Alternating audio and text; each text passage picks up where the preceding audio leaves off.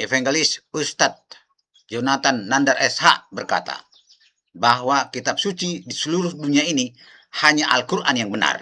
Kitab yang benar itu hanya Al-Quran. Mari kita selidiki, apakah hanya Al-Quran kitab yang benar? Al-Quran berkata bahwa Al-Quran itu adalah penjelasan yang sempurna bagi manusia, menjelaskan segala sesuatu dengan terperinci. Quran surat 14, Ibrahim 52. Al-Quran ini adalah penjelasan yang sempurna bagi manusia. Penjelasan yang sempurna bagi manusia. Quran surat 12, Yusuf ayat 111. Menjelaskan segala sesuatu. Quran surat 11, Hud ayat 1. Ayat-ayatnya disusun dengan rapi serta dijelaskan secara terperinci.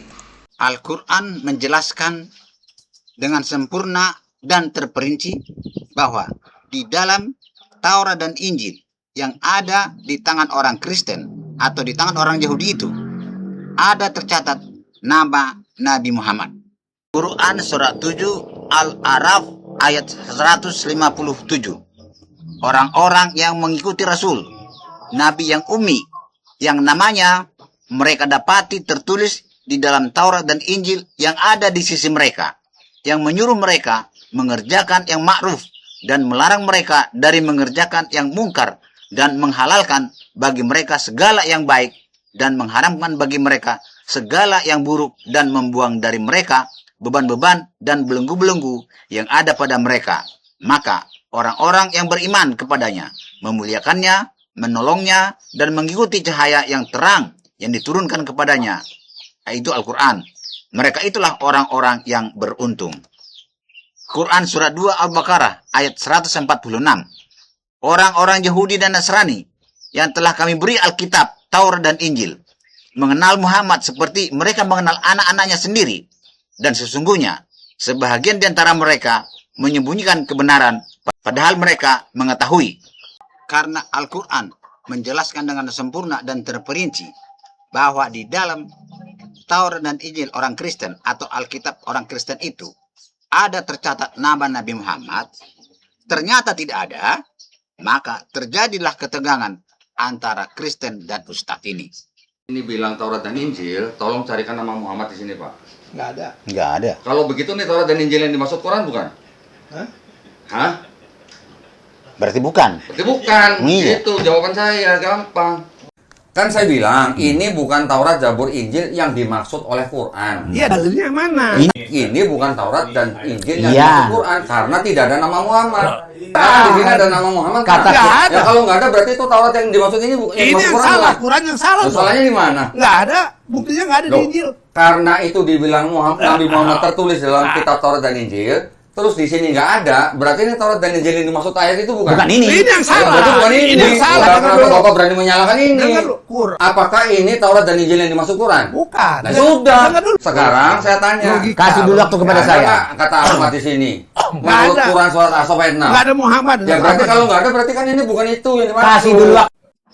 Tapi itulah Taurat dan Injil yang disebut oleh Al-Quran, yang ada di sisi orang Kristen atau yang ada di tangan orang Kristen.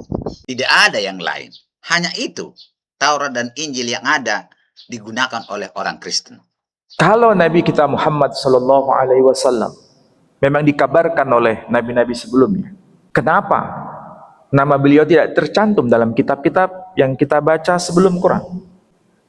Memang betul nggak tercantum? Ada, tercantum. Karena Al-Quran itu adalah kitab suci yang benar dan tidak boleh dipersalahkan, maka Ustadz Dondoitan berkata, ada atau tidak ada nama Muhammad di dalam kitab orang Kristen itu, Al-Quran itu tetap benar. Ada namanya, tidak ada namanya Nabi Muhammad SAW di dalam Bible atau Torah atau Mazmur atau Injil, itu tidak membuat Quran jadi tidak benar. Betul. Bagaimana dengan kisah peristiwa penyaliban Isa? Apakah Al-Quran menjelaskan dengan sempurna dan terperinci? Mari kita selidiki. Ustadz Profesor Dr. Manham Ali membacakan Quran surat 4 ayat 157. Saya kutip dari surah An-Nisa. yakni surah urutan yang keempat di ayat 157. Tapi lebih baik saya baca mulai ayat 156. Wa bikufrihim, dan atas kekufuran mereka atau dan atas keingkaran mereka, wa qaulihim, dan perkataan mereka, ala Maryam, terhadap Sayyidah Maryam, buhtanan azima, tuduhan yang amat besar.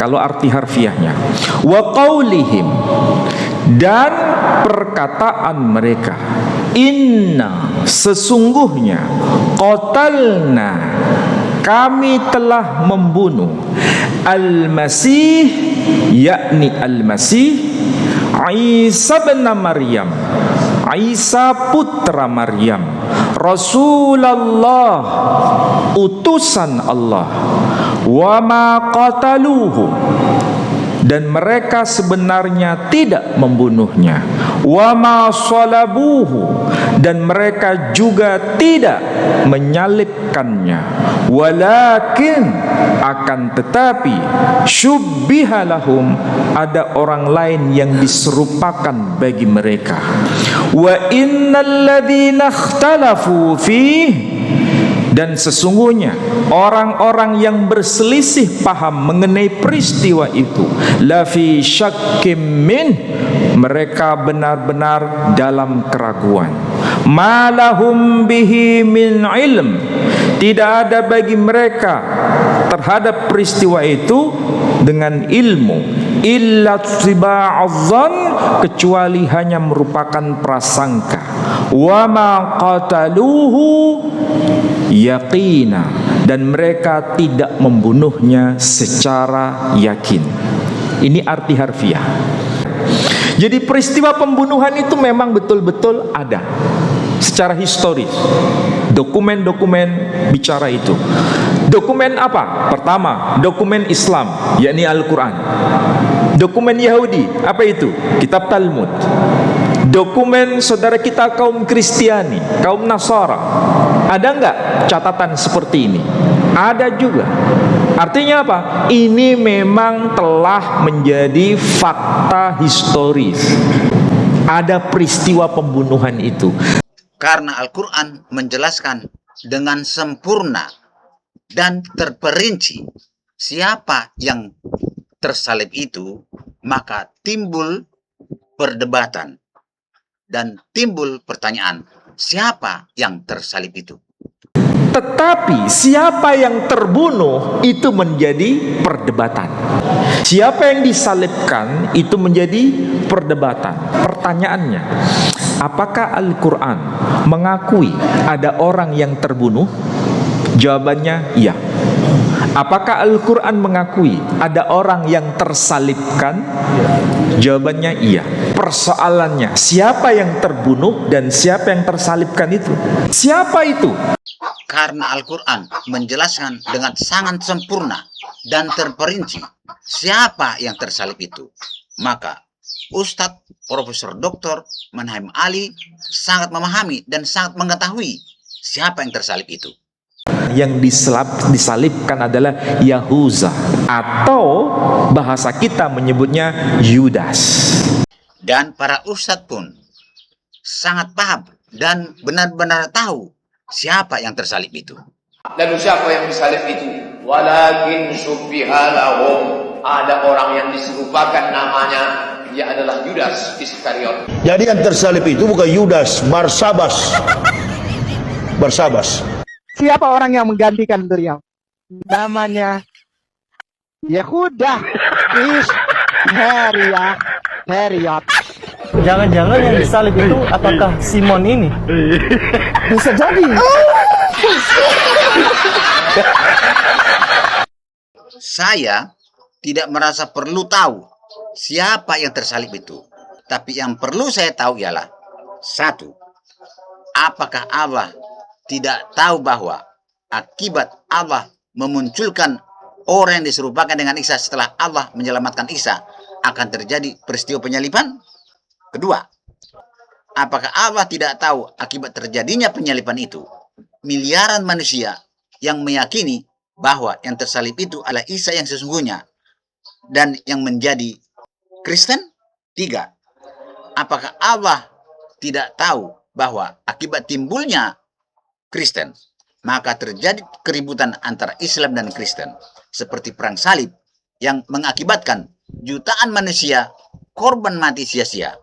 Keempat, apakah hobi atau kesukaan Allah adalah mengadu domba manusia, seperti banyak orang sangat suka mengadu ayam? Padahal sesungguhnya, setelah Allah tidak memunculkan orang yang diserupakan dengan Isa, maka tidak akan terjadi peristiwa penyaliban. Maka tidak akan ada orang beragama Kristen. Maka tidak akan terjadi perang salib yang sangat mengerikan itu. Saya pun tidak akan berani menyalahkan atau menyatakan bahwa Al-Quran itu bukanlah penjelasan yang sempurna. Karena katanya Al-Quran itu adalah kitab suci yang benar dan yang tidak boleh disalahkan. Yang walaupun sesungguhnya Al-Quran itu tidak dapat dipahami.